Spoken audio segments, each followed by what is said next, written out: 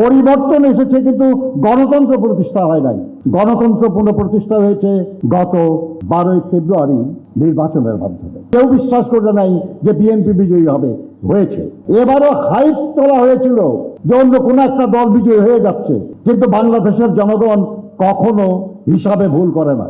অবশ্যই স্বাধীনতা একটা নির্দিষ্ট ভূখণ্ডের, কারণ সেই ভূখণ্ড নিয়ে গড়ে ওঠে একটা দেশ, কিন্তু আসল স্বাধীনতা তো হলো সেই ভূখণ্ডে বসবাসকারী জনগণের। কারণ সেই জনগণই সেই স্বাধীনতার জন্য লড়াই করে, সেই জনগণই তার স্বাধীনতাকে কার্যকর করার জন্য আন্দোলন সংগ্রাম করে, সহযোগিতা করে, বিরোধিতা করে, সেই জনগণই সব। ফলে স্বাধীনতা মানে জনগণের স্বাধীনতা, স্বাধীনতা মানে প্রতিটি নাগরিকের স্বাধীনতা। যিনি বেকার তার কর্মসংস্থানের স্বাধীনতা, যিনি নারী তার অধিকার প্রতিষ্ঠার স্বাধীনতা, যিনি ছাত্র তার শিক্ষা লাভের স্বাধীনতা, একজন কৃষক তার হালাল উপার্জনের সুযোগের স্বাধীনতা, একজন শ্রমিকও তাই।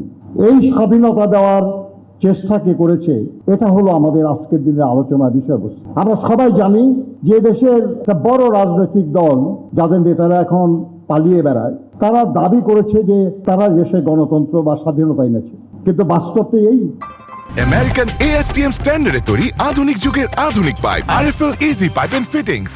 যে স্বাধীন বাংলাদেশে আমরা গণতন্ত্র হারিয়েছি তাদের হাতে, আর সেই গণতন্ত্রকে পুনঃপ্রতিষ্ঠা করেছেন বিএনপির চেয়ারপারসন প্রতিষ্ঠাতা শহীদ রাষ্ট্রপতি জিয়াউর রহমান বীর উত্তম। আমরা তো ইতিহাস দেখলাম যে 1982 সালে পুনরায় স্বাধীনতাকে, গণতন্ত্রকে আমাদের থেকে কেড়ে নেওয়া হয়। গণতন্ত্র কেড়ে নেওয়া তো স্বাধীনতাই কেড়ে নেওয়া। জরুরি অবস্থা কিংবা মার্শাল ল জারি করলে জনগণের কোনো স্বাধীনতা থাকে না। সভা সমাবেশ মিছিল, এমনকি জরুরি অবস্থার মধ্যে আদালতে রিটও করা যায় না। আবার সেই 9 বছর অবিরাম লড়াই করে সেই গণতন্ত্র ফিরিয়ে দিয়েছিলেন আমাদের নেত্রী, দেশনেত্রী বেগম খালেদা জিয়া।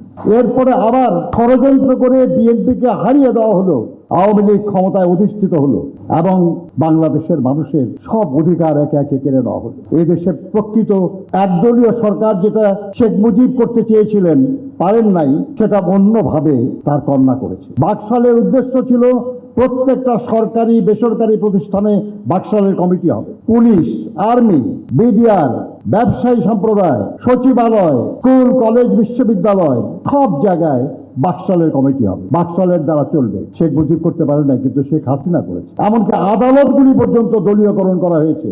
এই অবস্থায় জনগণকে নিয়ে তার বিরুদ্ধে যে লড়াই, দীর্ঘস্থায়ী এই লড়াইয়ের বেশিরভাগ সময় মাত্র 1-1.5 বছর আমাদের নেত্রী পেরেছিলেন। তার পরবর্তী পর্যায়ে পুরো সময় নেতৃত্ব দিয়েছেন আজকের প্রধানমন্ত্রী, আমাদের দলের চেয়ারম্যান জনাব তারেক রহমান। এবং তার নেতৃত্বে যে দীর্ঘস্থায়ী লড়াইটা আমরা করলাম, আমাদের কত সাথী খুন হয়েছে, গুম হয়েছে, আহত হয়েছে, মিথ্যা মামলায় বিপর্যস্ত হয়েছে, পালিয়ে বেরিয়েছে, ব্যবসা বাণিজ্য হারিয়েছে।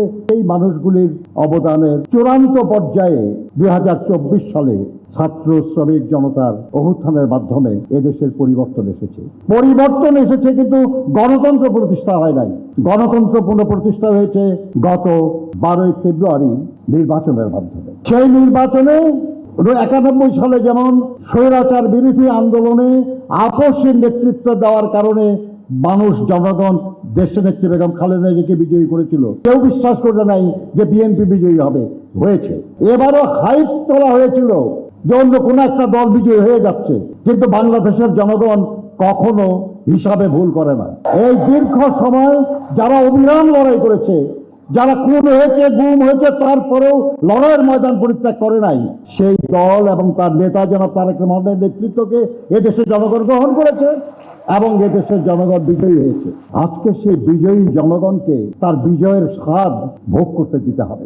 আমি যেটা প্রথম বলেছি যে স্বাধীনতা মানে শুধু ভূখণ্ডের স্বাধীনতা না, স্বাধীনতা মানে প্রতিটি নাগরিকের স্বাধীনতা। আজকে সেই স্বাধীনতা নিশ্চিত করার জন্য আমাদের নেতা কৃষকদের হাতে কৃষক কার্ড তুলে দিচ্ছেন, প্রতিটি পরিবারকে ফ্যামিলি কার্ড তুলে দিচ্ছেন, বৃক্ষরোপণের মাধ্যমে দেশের মানুষকে জলবায়ু পরিবর্তনের মাধ্যমে স্বস্তি দেওয়ার, শান্তি দেওয়ার এবং সমৃদ্ধি দেওয়ার চেষ্টা করছেন। কর্মসংস্থান সৃষ্টির জন্য নিয়মিত প্রতিনিয়ত কাজ করে চলেছেন। শিক্ষা, এটাকে জনগণের আকাঙ্ক্ষা পূরণের হাতিয়ার বানানোর জন্য চেষ্টা করে চলেছেন। কিন্তু বন্ধুগণ, একা একা বা মাত্র কিছু জন মিলে কিন্তু এই বিশাল কাজ করা যাবে না। আমি আমার দলের প্রত্যেকটা নেতা কর্মীর প্রতি আহ্বান জানাবো যে আপনারা বোঝার চেষ্টা করুন যে আপনাদের সরকার কি করছে এবং সেটা জনগণকে পৌঁছিয়ে দিন। যারা এর বিরুদ্ধে অপপ্রচার চালাবে তাদের মুখের উপর শক্ত জবাব দেওয়ার জন্য আপনাদের প্রস্তুতি নিতে হবে। আমি বিশ্বাস করি আপনারা এটা পারবেন। কারণ এর চেয়ে বড় লড়াই আপনারা বিজয়ী হয়েছেন, এই লড়াইও আপনাদেরকে বিজয়ী হতে হবে। প্রকৃত স্বাধীনতা জনগণকে পৌঁছে দিতে হবে এবং এটাই আমাদের নেতার চেষ্টা, এটা আমাদের সকলের আকাঙ্ক্ষা।